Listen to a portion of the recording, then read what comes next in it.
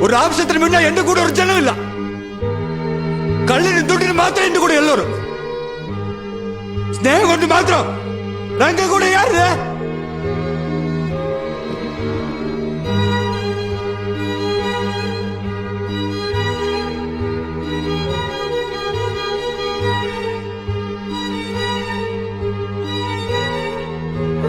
നിങ്ങളാണ് കുറെ വർഷം മേലെ ക്യാഷുള്ള മിണ്ടിയത്. രംഗ. നിന്റെ പേരെന്താടാ? ബിബി. ശാന്തൻ. അജു. നിങ്ങൾ എന്നെ വലിയ ഫൂളാക്കിയില്ലേ?